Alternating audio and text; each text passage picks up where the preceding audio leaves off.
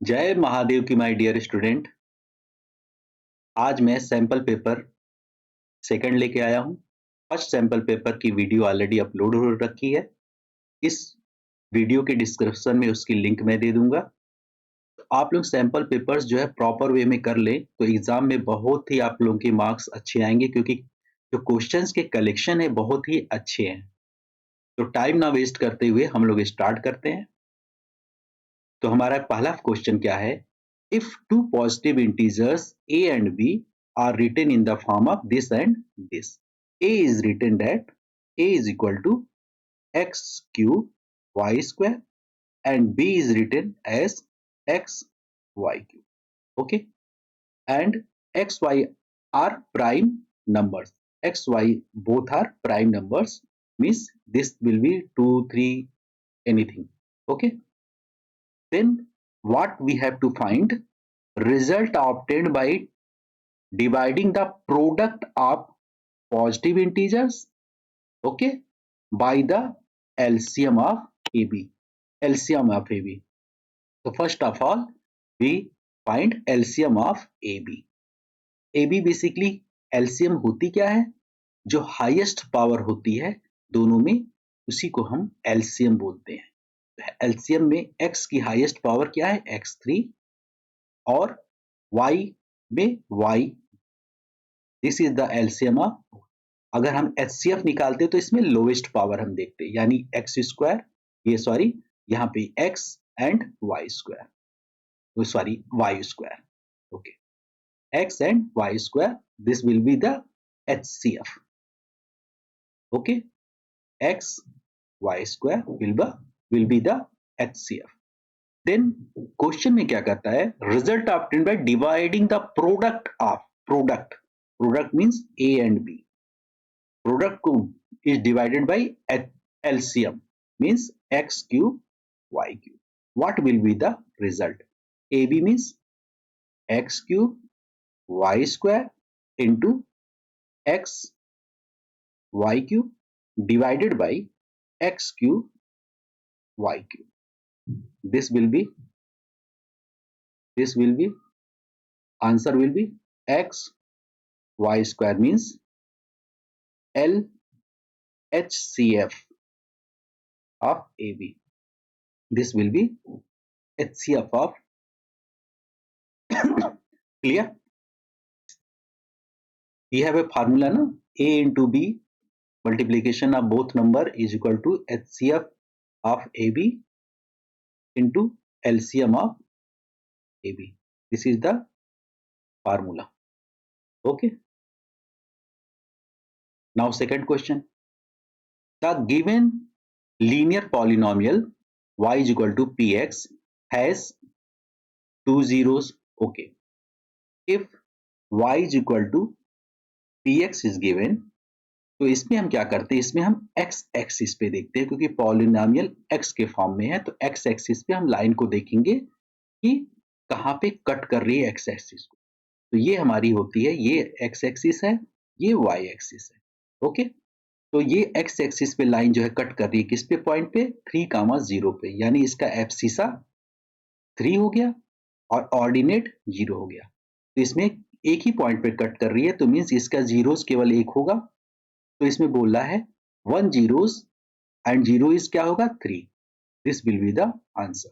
ये इसका आंसर हो जाएगा कि एक ही पॉइंट पे कट कर रहा है, यानी ओनली 1 0 होगा, और वो 0 क्या होगा? जो इसका कोऑर्डिनेट होगा, एक्स वाला, क्योंकि हमको एक्स एक्सिस पे एक्स केवल देखना होगा। Next question, the given pair of linear equation is non intersecting, which of the following statement is true? कौन सा इसमें स्टेटमेंट ट्रू है? ठीक है, तो इसमें ये कह रहा है कि दोनों क्या है? पैरेलल है। एक तरीके से देखा जाए पैरेलल है, तो पैरेलल के लिए कंडीशन क्या होता है? a1 upon a2 is equal to b1 upon b2, but not equal to c1 upon c2। ये कंडीशन कौन सा होगा इसमें? b। ये इसका जो हो जाएगा आंसर हो जाएगा b। ठीक है, और इसमें a1 अपॉन a2 अगर नॉट b1 अपॉन b2 है, इस केस में जो ये पैरेलल लाइन है इसमें नो सॉल्यूशन होगा, नो सॉल्यूशन और इनकंसिस्टेंट होगा। इनकंसिस्टेंट का मतलब इसमें कोई भी एक भी सॉल्यूशन नहीं होगा। If a1 upon a2 not equal to b1 upon b2 होता है, इस केस में क्या हो जाता है, कंसिस्टेंट होता है। Consistent means at least one solution होगा, और इसमें कंसिस्टेंट होगा और क्या होगा, यूनिक सॉल्यूशन होगा, यूनिक सॉल्यूशन। ठीक है, ये चीज हो जाता है इस तरीके से कंसिस्टेंस, ठीक है, और ये हो जाएंगे यूनिक सॉल्यूशन। और इस केस में होगा a1 upon a2 equal to b1 upon b2 equal to c1 upon c2। इस केस में क्या हो जाएगा, इनफाइनाइट सॉल्यूशन हो जाएगा, इनफाइनाइट सॉल्यूशन। कंसिस्टेंट भी होगा, मतलब एटलीस्ट वन सॉल्यूशन निकलेगा, तो इनफाइनाइट निकला तो एक तो निकला ही, तो कंसिस्टेंट, यानी टू के केस में, ये दोनों के केस में कंसिस्टेंट होंगे, और इस केस में अनइक्वल, और इस केस में सॉरी यूनिक होंगे, और इस केस में इनफाइनाइट सॉल्यूशन। मींस इस केस में दोनों लाइनें इंटरसेक्ट करेंगी, इंटरसेक्ट, दोनों लाइनें एक दूसरे को कट करेंगी। क्लियर है? Next, right the nature of the root of the quadratic equation 9x square 9x square, एक बारी मैं इसको ठीक है क्लियर कर ले। 9x square minus 6x minus 2 is equal to 0। We have to check इसके रूट्स क्या होंगे। तो हमने देखा था कि एक फार्मूला होता है बी स्क्वायर माइनस 4ac। ये हम पहले क्या करते हैं, फाइंड आउट, इसको बोलते हैं डिस्क्रिमिनेंट, डी से डिनोट कर। तो बी स्क्वायर मीन्स क्या होता है, एक्स का कोफिशिएंट। अगर इसको हम जनरल फार्मूला देखें तो A X square plus B X plus C is equal to 0 होता है। तो ए के प्लेस में 9 है, बी के प्लेस में -6 है, तो -6 whole square, B square minus 4 into A के प्लेस पे 9 इंटू सी के प्लेस पे -2। क्लियर है? ये हो जाएगी वैल्यू इसकी 36 minus minus into minus plus, ये हो जाएगी 36 इंटू 2। इसकी वैल्यू आ जाएगी 36 इंटू 2 मीन्स 36 प्लस ये हो जाएगी 36 2 जा 72, ऐड कर देंगे, यानी ये वैल्यू क्या आ रही है, ग्रेटर देन 0 आ रही है, ग्रेटर देन 0 पॉजिटिव आ रही है, ग्रेटर देन 0। तो अगर डी की वैल्यू यानी b square minus 4ac greater than 0 आती है, तो क्या होता है इस केस में, इस केस में रियल रूट होंगे, और इसमें क्या होगा, डी ग्रेटर देन 0 में अनइक्वल होंगे। अनइक्वल मतलब जो हमारी x की वैल्यू आएगी, एक अगर 2 आ रही है तो दूसरी हो सकता है 3 आए, इक्वल नहीं आएंगे दोनों, 2 नहीं आएंगे। ठीक है, क्योंकि वो कंडीशन क्या होता है, अगर डी की वैल्यू 0 आ जाती है तो दोनों रूट क्या होंगे, रियल तो होंगे और इक्वल भी होते हैं। इस केस में जो है आपके आ जाएंगे रियल एंड अनइक्वल। ठीक है, इसका ये डिस्टिंक्ट रूट आएंगे, जिसको अनइक्वल या डिस्टिंक्ट रूट। तो कौन सा इसमें आंसर हो जाएगा, two distinct and real root, this will be the answer. Next, fifth question, two APs are same common difference. Okay, two AP हैं, दोनों के कॉमन डिफरेंस सेम है। तो सपोज कर लिया एक का कॉमन डिफरेंस d1 है, एक का d2 है, तो दोनों सेम है मींस d मान लिया है common difference. First term of one of these is -1। एक जो एपी है उसका फर्स्ट टर्म जो a1 है वो -1 है, और दूसरा जो एपी है उसका फर्स्ट टर्म, उसको भी हम क्या ले लें, b1 ले लेते हैं। सपोज b1 जो है ये -8 है, जो कह रहा है then the difference between their fourth term, इनके फोर्थ टर्म का डिफरेंस क्या होगा। क्लियर है, इनके फोर्थ टर्म का डिफरेंस क्या होगा, यानी हमको a4, ठीक है, a4 माइनस b4 हमें डिफरेंस निकालना है। तो हमको पता है किसी भी एपी का nth टर्म कैसे निकालते हैं, an लिखते हैं या tn लिखते हैं। ये होता है a plus n-1 into T. A हमारा होता है फर्स्ट टर्म, डी होता है हमारा कॉमन डिफरेंस, एन होता है जो टर्म हमें निकालना होता है। ठीक है, तो दोनों के कॉमन डिफरेंस क्या है, सेम है। तो हम क्या करेंगे, पहले वाले AP का फोर्थ टर्म निकालते हैं। ठीक है, A4 क्या हो जाएगा इसका, A हमारा इसका फर्स्ट टर्म क्या है -1 प्लस फोर्थ टर्म निकालना यानी 4n हमारा 4 हो गया, 4 - 1 इंटू हमने कॉमन डिफरेंस दोनों के लिए D ले लिया है।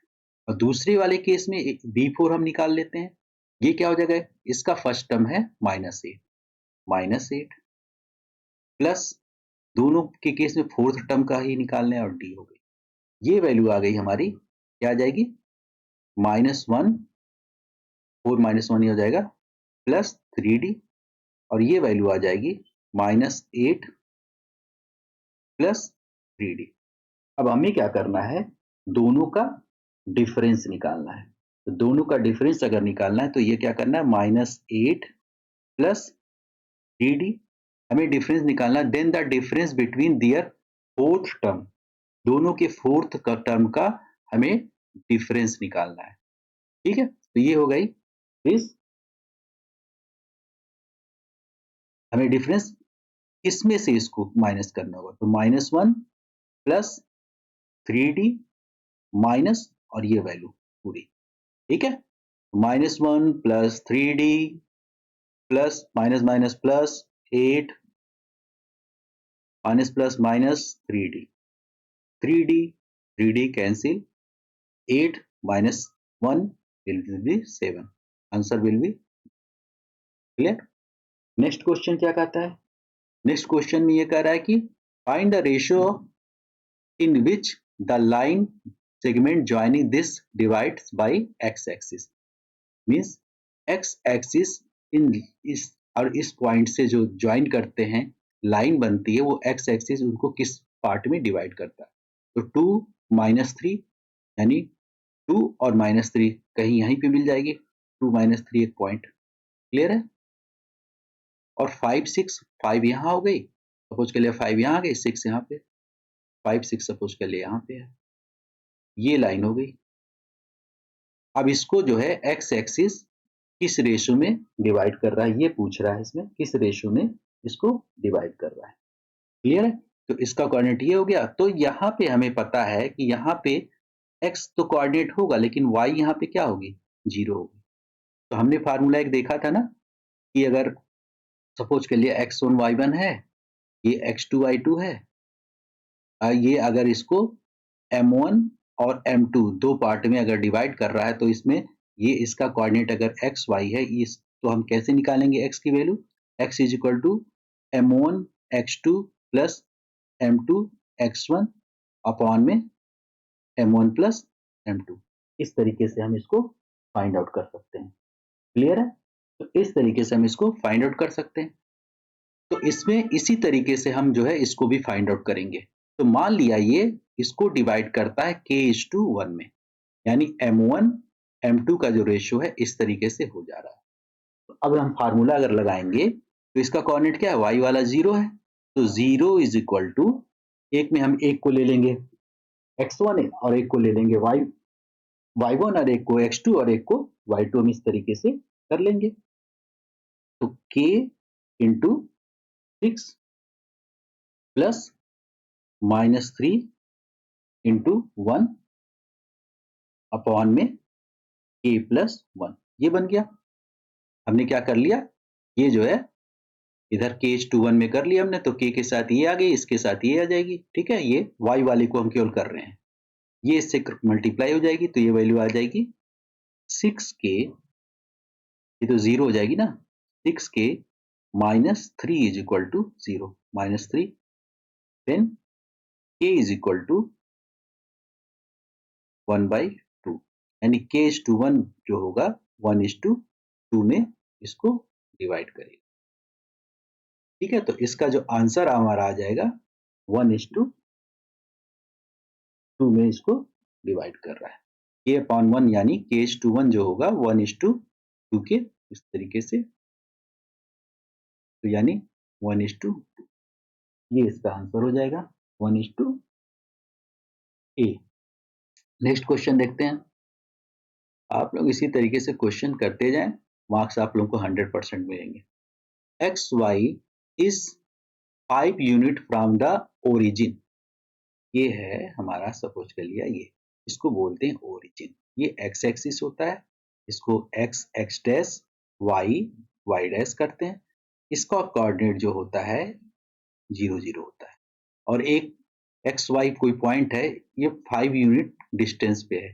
कोई पॉइंट है, मान लिया यहाँ ये एक्स वाई ये है, ये 5 यूनिट के डिस्टेंस पे है, 5 यूनिट, ठीक है। अब ये जो है 5 यूनिट पे, तो ये चारों तरफ अगर जाएगा तो सब जगह क्या होगा, सर्कल बना सकता है ना, 5 यूनिट के डिस्टेंस पे अगर है।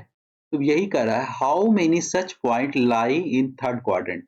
इसको बोलते हैं फर्स्ट क्वाड्रेंट, ये सेकंड हो गया, ये थर्ड हो गया, और ये फोर्थ हो गया, ठीक है।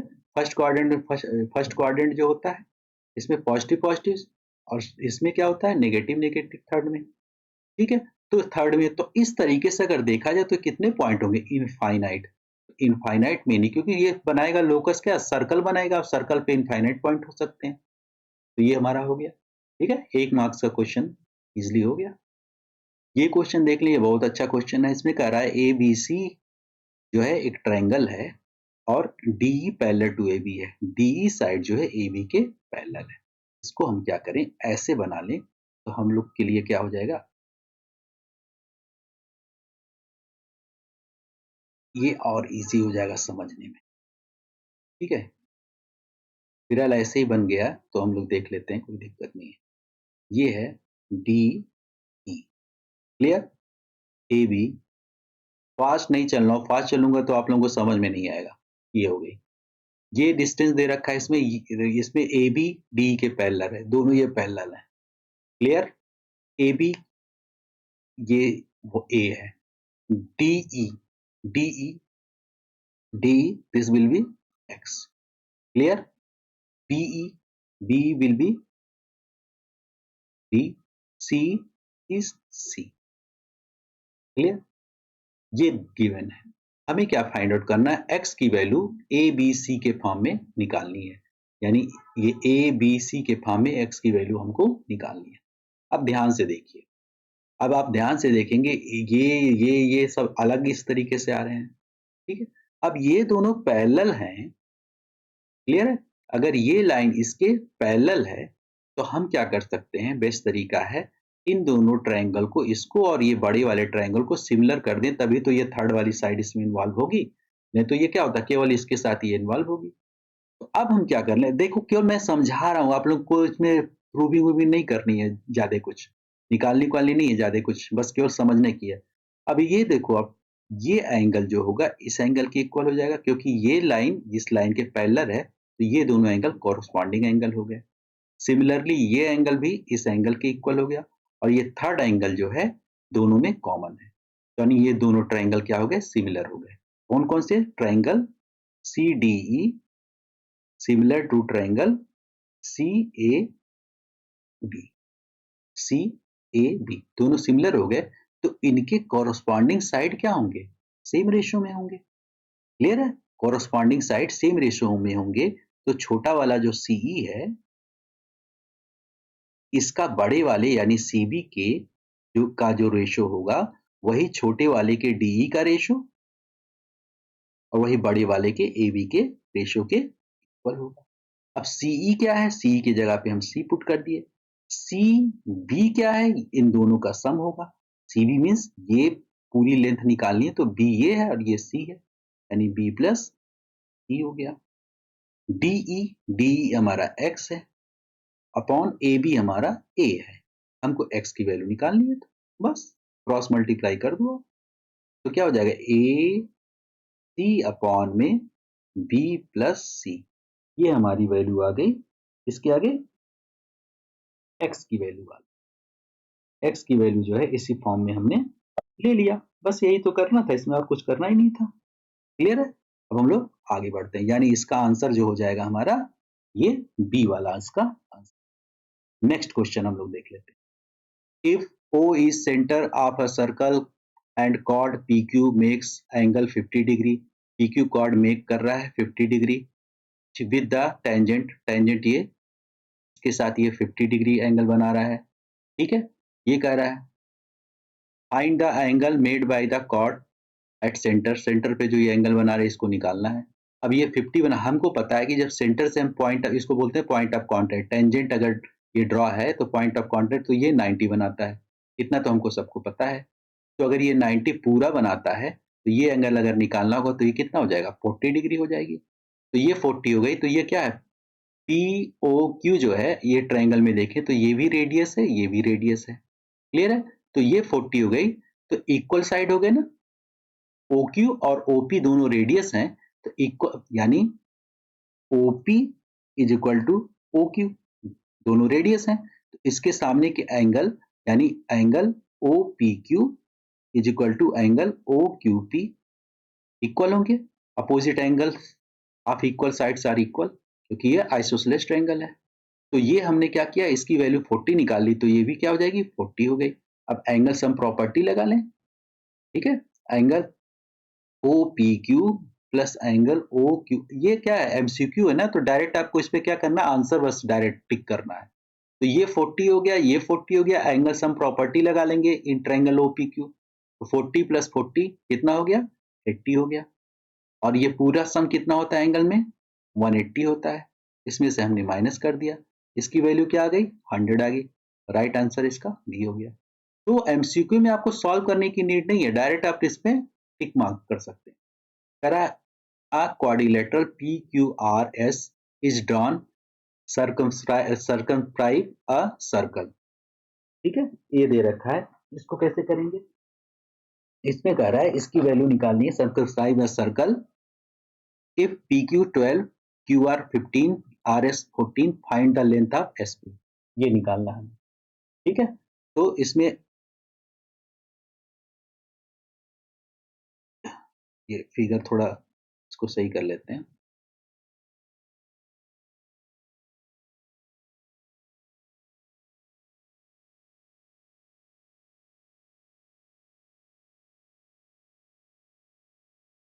ये सब जो है टेंजेंट फॉर्म में, फिगर नहीं सही बन पा रहा है, एक बार इसको और क्लियर कर लेते हैं। पहले हम इसको वो बना लेते हैं, ठीक है। ये है, इसके इनसाइड जो है तरीके से टेंजेंट फॉर्म में सर्कल ये बन रहा है, ठीक है। इसमें क्या क्या दे रखा है, नेमिंग कन्वेंशन देते हैं। इसमें दे रखा है पी, तो इसका नेमिंग देते हैं PQRS, ये है PQRS, ये दे रखा है, PQ दे रखी है हमारी 12, QR is 15, RS is 14 and SP इसी को हमको फाइंड आउट करना है, ठीक है। तो हमें एक पता होता है, हमने एक सीख रखा है कि इसके अपोजिट साइड का सम इसके अपोजिट साइड के सम के इक्वल होता है, यानी हमने पढ़ा है PQ प्लस RS का जो सम होगा वही होता है RQ प्लस SP का, ठीक है। तो PQ हमारा, PQ की वैल्यू अगर हम रख दें तो PQ हमारा कितना है, 12 है, प्लस RS कितना है, 14 है, इज इक्वल टू 15 हमारा QR हो गया, और SP हमको निकालना है। तो जब SP को हम सॉल्व करेंगे, दोनों को सम करके माइनस करेंगे, टोटल वैल्यू इसकी आ जाएगी 11, यानी 11 सेंटीमीटर। इसका राइट आंसर डी हो जाएगा। नेक्स्ट क्वेश्चन देखते हैं। गिवन क्या है, गिवन है साइन थीटा जो है, sine theta is equal to A/B, हमें निकालना है कॉस थीटा, ठीक है। साइन थीटा दे रखा है A/B, हमें निकालना है कॉस थीटा। तो ये रफली हम जल्दी जल्दी इसको करते हैं। ये हो गया ABC, ये थीटा हो गया, sine theta means A upon, ये हाइपोटेन्यूज होती है ना, इसको हम क्या लेते हैं, बी के, इसलिए लेंगे क्योंकि क्या है, रेशियो है ना, लेकिन लेंथ इसकी के हम लेते हैं। तो ये हो जाएगी इस तरीके से, ए के और बी के इस तरीके से हो गई, ठीक है।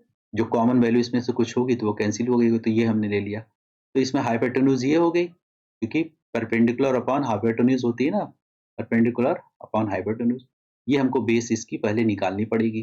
तो बेस निकालने के लिए हम क्या करते हैं, perpendicular square plus base square is equal to hypotenuse square, ये होती है वैल्यू, यानी इसमें हो जाएगा B K whole square is equal to perpendicular means A के होल स्क्वायर प्लस इसका बेस,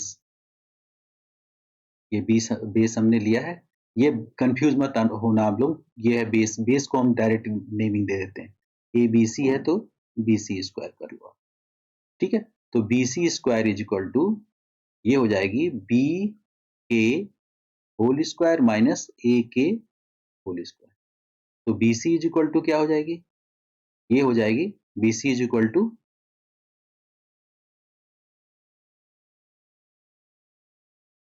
रूट में इन दोनों में के स्क्वायर कॉमन हो जाएगी तो के बाहर आ गया, रूट में बी स्क्वायर माइनस ए स्क्वायर, ये हमारी आ गया बी सी। अब हमें निकालना क्या है, cos theta means base, base means ये वैल्यू ए रूट में बी स्क्वायर माइनस ए स्क्वायर अपॉन में जो हमारा हाइपोटेन्यूज क्या है बी के है, इसे के कैंसिल, यानी आंसर क्या बनेगा, इसका आंसर बन जाएगा हमारा सी आंसर बन जाएगा ये, इस तरीके से हम इसको निकाल लेंगे। 12th क्वेश्चन क्या कहता है, इसको हम थोड़ा सा इसको रिमूव कर देते हैं, आप लोग इसको फिर देख लेंगे क्योंकि स्पेस नहीं है अदर क्वेश्चन करने के लिए, तो स्पेस बना लेते हैं, स्पेस थोड़ा सा बना लेते हैं। नेक्स्ट क्वेश्चन है सेक ए प्लस टेन ए ब्रैकेट में 1 माइनस साइन ए, इसकी वैल्यू फाइंड आउट करनी है। सेक ए प्लस टेन ए, थोड़ा फास्ट चलते हैं, 1 माइनस साइन ए, ठीक है। फार्मूला होता है sec theta is equal to 1 upon cos theta, इसकी जगह पे हम क्या लिख सकते हैं cos A, 1 upon cos A plus tan की जगह पे tan theta is equal to sine theta upon में कॉस थीटा होता है तो साइन ए अपॉन में कॉस ए हो गया। जनरली हम क्या करते हैं सभी को साइन कॉस में ब्रेक कर लेते हैं, इसको हम ऐसा सच रखेंगे क्योंकि ऑलरेडी साइन में है ये हमने रख लिया। इन दोनों का एलसीएम, एलसीएम कॉस ही होगा और ये ऊपर वैल्यू इस तरीके से आ गई और नीचे एलसीएम कॉस ए होगा और ये क्या है दूसरा 1 माइनस साइन ए है, तो ये क्या बन गया ए प्लस बी, ए माइनस बी फार्मूला क्या होता है ए स्क्वायर माइनस बी स्क्वायर बनता है कि नहीं। अब इसमें 1 है तो 1 का स्क्वायर तो मतलब 1 ही होगा, तो 1 को तो लिखने की नीड नहीं है, इसको हम लिखेंगे 1 minus sine square A upon में कॉस ए। अब हमें फार्मूला पता है कि sine square theta plus cos square theta is equal to 1, तो इसमें cos square theta is equal to हो जाता है 1 माइनस साइन स्क्वायर थीटा, तो यहाँ पे 1 माइनस साइन स्क्वायर थीटा के प्लेस पे कॉस स्क्वायर थीटा अपॉन में कॉस थीटा ऑलरेडी है, ये कैंसिल हो गई तो वैल्यू आ गई कॉस ए, ये कॉस ए हमारी वैल्यू आ जाएगी, तो इसका राइट आंसर हो जाएगा डी। क्लियर है। अब इसमें कह रहा आप पोल 6 मीटर हाई, एक पोल है जो 6 मीटर हाई है, ठीक है, cast a shadow two root 3 long of the ground, ground पे जो है शैडो बन रहा है टू रूट 3 का, ये ए बी सी है, ठीक है। तो इसमें कह रहा है कि सन के साथ एंगल ऑफ एलिवेशन क्या बनेगा, ये हमको निकालना है, ठीक है, क्योंकि ये इसकी क्या हो गई हाइट हो गई, ये शेडो बन रहा है तो इसके साथ एंगल ऑफ एलिवेशन, तो इसमें ये अगर ये थीटा ले रहे हैं तो ये परपेंडिकुलर हो गई, ये बेस हो गई, तो परपेंडिकुलर बेस किसमें आता है टेन में आता है, तो tan theta is equal to 6 upon में 2 रूट 3, 2 से 3 जाए ये कैंसिल हो गया, इसको रेशनलाइज कर देंगे, रेशनलाइज करने के लिए क्या करते हैं जो नीचे वैल्यू होती है उसी को ऊपर नीचे स्क्वायर रूट वाली वैल्यू को मल्टीप्लाई कर देते हैं, तो ऊपर क्या आ जाएगी 3 रूट 3, नीचे क्या आ जाएगी रूट 3 इंटू रूट 3 मीन्स 3 आ जाएगी वैल्यू, 3 से 3 कैंसिल हो गई। अब ये हम देखेंगे tan theta is equal to किसकी वैल्यू होती है tan के, tan 60 डिग्री, तो थीटा कितनी आ गई 60 डिग्री, राइट आंसर इसका हो जाएगा ए दिस वन। क्लियर। अब हम लोग नेक्स्ट देखते हैं 14 क्वेश्चन। 14 क्वेश्चन में क्या कर रहा है, 14 क्वेश्चन में क्या कहता है, 14 क्वेश्चन में कह रहा है if perimeter and area of circle are numerically equal, मान लिया सर्कल का रेडियस r है, ठीक है, तो उसकी रेडियस ऑफ द सर्कल क्या होगी, तो इसका पेरीमीटर क्या होता है, सरकमफ्रेंस, यानी 2 पाई आर जो है कह रहा है इसके एरिया के इक्वल है, मीन्स पाई आर स्क्वायर के इक्वल है। क्लियर है? पाई से पाई कैंसिल, आर से एक आर कैंसिल, तो आर इज इक्वल टू क्या आ जाएगी, 2 unit. Answer this one. Clear है? क्योंकि इसमें सरकम पेरीमीटर और क्या कर रहा है, सर्कल का जो एरिया है दोनों को इक्वल कर रहा है, तो दोनों को इक्वल कर दिया हमने, आर की वैल्यू निकाल ली। Clear? It is proposed a build a single circular park equal in area to the sum of areas of two circular parks of diameter 16 meter 12 meter is locality। ठीक है? the radius of the new park की radius बतानी है आपको। कह रहा है इन दोनों जो पार्क हैं, इन दोनों पार्क को मिला के एक पार्क बनाया गया है।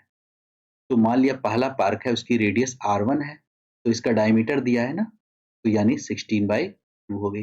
दूसरा पार्क है, उसका मान लिया r2 है रेडियस, तो ये 0.2 हो गई, ये 8 आ गई और ये 6 आ गई, ये दोनों आ गए इसके। अब इन दोनों को कंबाइन करके नया जो पार्क बनाया है, मान लिया उसकी रेडियस r है, तो इन दोनों को अगर पार्क को मिला के नया बना गया तो दोनों को एरिया का सम जो होगा नए पार्क के एरिया के इक्वल होगा। तो नए पार्क का अगर रेडियस r है, उसका एरिया क्या हो जाएगा, मान लिया पाई आर स्क्वायर हो गया। इसका ये रेडियस r1 है, तो ये हो जाएगा पाई r1 स्क्वायर और प्लस पाई r2 स्क्वायर। अब r1 r2 की जो वैल्यू यहाँ पे पुट कर दीजिए, pi r square is equal to pi, इसमें से कॉमन हो गया।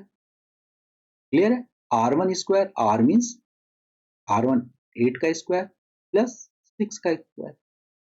क्लियर है? पाई से पाई कैंसिल हो गई, r square is equal to 64 plus 36, दोनों का सम कितना हो जाएगा, 100। r square is equal to 100, r is equal to square root of 100, क्या आ गई वैल्यू, 10 आ गई। तो राइट आंसर इसका 10 मीटर। 15th क्वेश्चन हो गया हमारा। 16th क्वेश्चन देखते हैं। There is a green square board of side 2a unit circumscribing a red circle. Jaidev is asked to keep a dot on the above side board. Okay. Find the probability that keeps the dot on the green. Green में आने की probability निकालनी हमको। तो जो figure इसका बनेगा, इस टाइप का फिगर बन रहा है, स्क्वायर हो गया, इसके अंदर ये हमारा सर्कल हो गया। ठीक है? ये हमारा स्क्वायर हो गया, ABCD। तो ये जो स्क्वायर है, स्क्वायर पूरा टोटल क्या है, उसमें है ग्रीन कलर में है, ये पूरा स्क्वायर ग्रीन कलर में है, लेकिन जो सर्कल है वो रेड में कलर में, ये रेड में है, ये ग्रीन है। क्लियर है? तो बोल रहा है कि प्रोबेबिलिटी निकालनी है इसकी कि अगर हम डॉट लगाते हैं तो वो ग्रीन वाले पोर्शन में डॉट हमको केवल देखना है। तो ग्रीन वाला पोर्शन ये है, यानी स्क्वायर के एरिया में से सर्कल के एरिया को माइनस करेंगे तो केवल ग्रीन वाला एरिया हमको दिखेगा, ये ग्रीन वाला एरिया, इसी में है जो है वो करना। अब ध्यान से देखिए, जो स्क्वायर है उसकी जो साइड है 2 यूनिट है, तो 2 यूनिट ये हो गए 2a यूनिट की है, तो ये भी अगर 2a यूनिट होगी तो सर्कल की रेडियस क्या हो जाएगी, ये पूरा डायमीटर 2a हो रहा है ना, तो रेडियस क्या हो जाएगी उसकी, आधी a हो गई। ठीक है?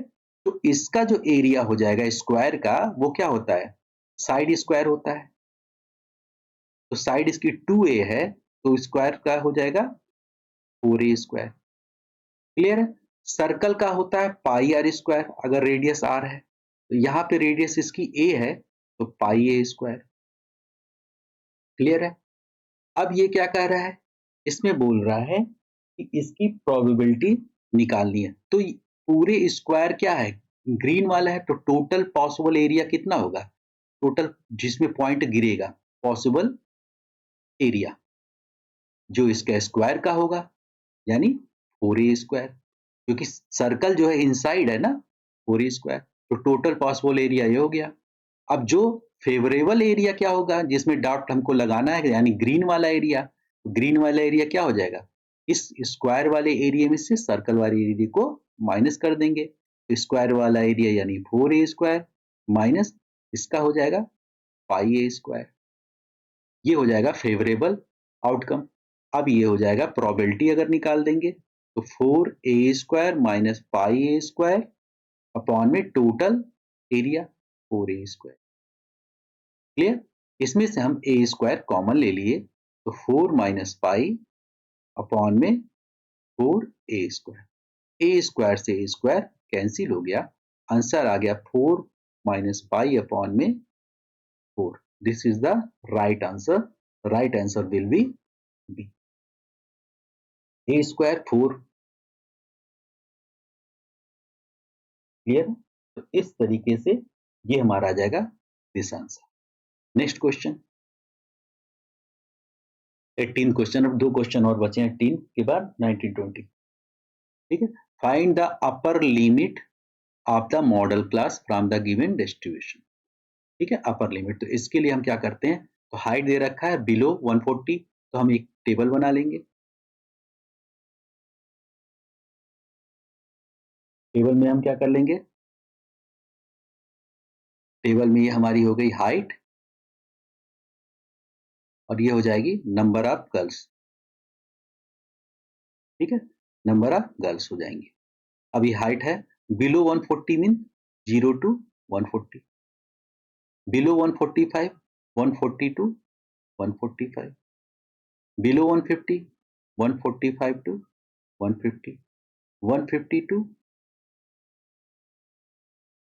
155, 155 to 160, 160 to 165। ये हमारा इस तरीके से बन गया।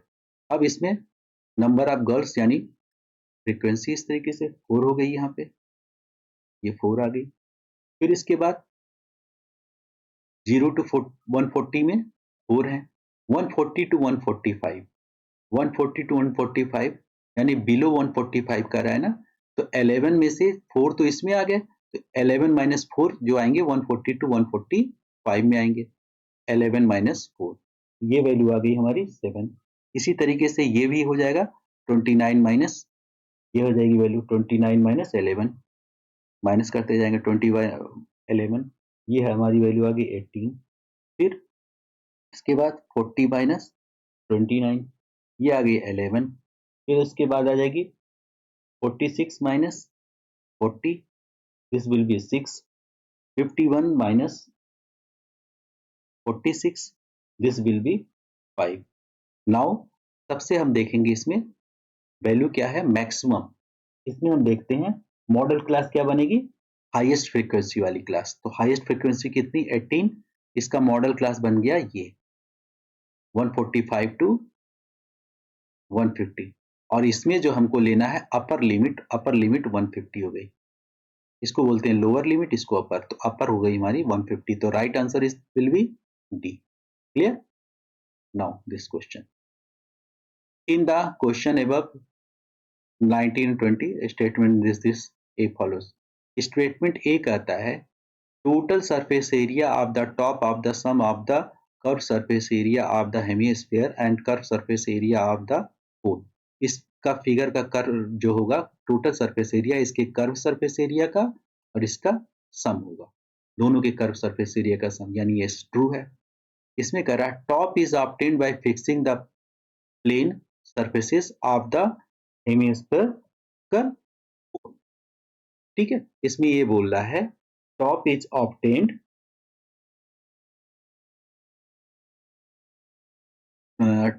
top is obtained by fixing the plane surface of the hemisphere and cone together।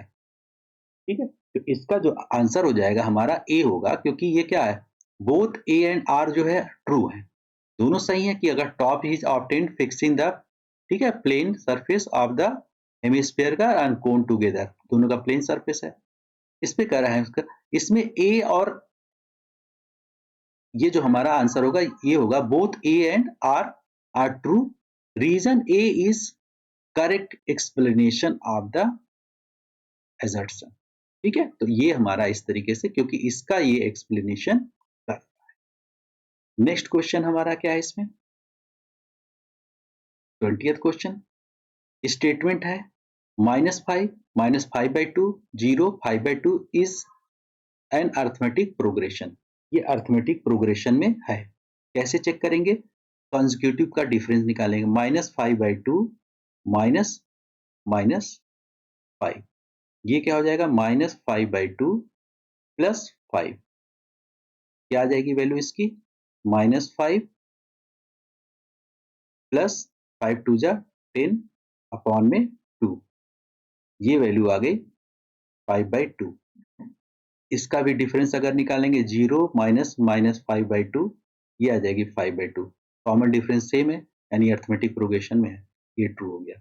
The term of an arithmetic progression can not have both positive and negative rational number, ये जो है नहीं होगा इस तरीके से, तो रीजन इसका फॉल्स होगा। ये स्टेटमेंट तो ट्रू है, इसका जो आंसर हो जाएगा हमारा सी होगा।